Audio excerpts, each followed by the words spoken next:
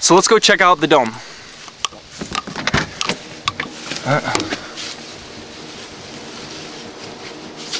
Just gotta gently kind of open it up as the vines, oh, you wouldn't believe the heat as it hits you in the face. Actually, I gotta open this one window here. I haven't put the spring loader on this thing yet, the heat activated spring loader, so we just prop it up during the daytime. It's no big deal. We're here. My dad's here. Whenever I'm here, just open it up. It's fine. And it actually gets a little more air moving in, because we've got the spring loaded one up top. Not spring loaded, but it's heat activated. When it warms up to a certain point, it opens up and expands and it lets hot air out, which is good because right now it's 95 degrees in here, so it's pretty nice. As you can see, all right, let's check it out. This is the wall. Oh wow, it's kind of foggy. Humidity. I'm wondering if it's the screen or if it's, oh, it is the lens.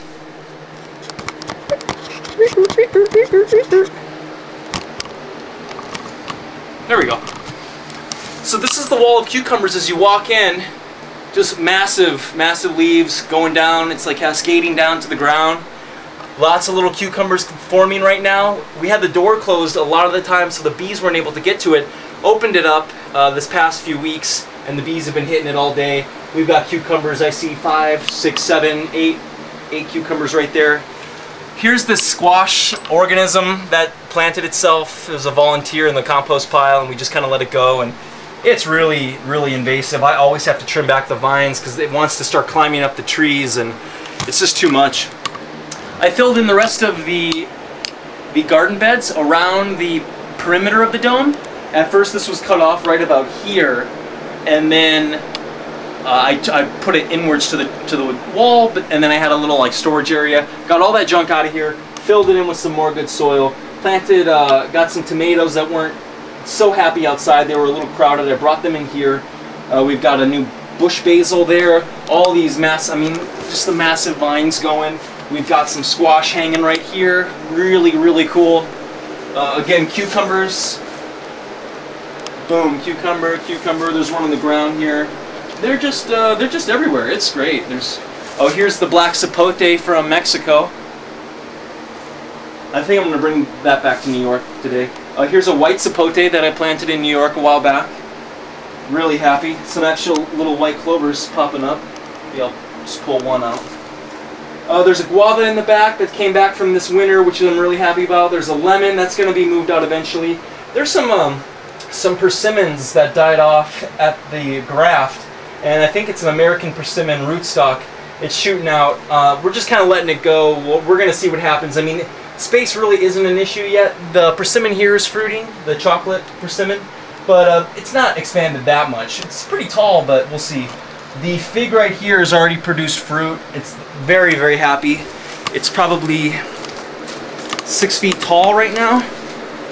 Yeah, it's about 6 feet tall. Very strong. The leaves are dark green. Looks good. Here's the other fig we got right here. This one is sprouted out into three tall branches. I'm trying to prop one of the leaves up, one of the branches up.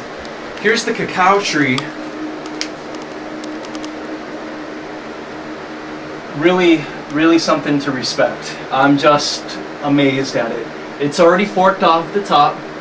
We got this in early March, and it was about this tall in early March.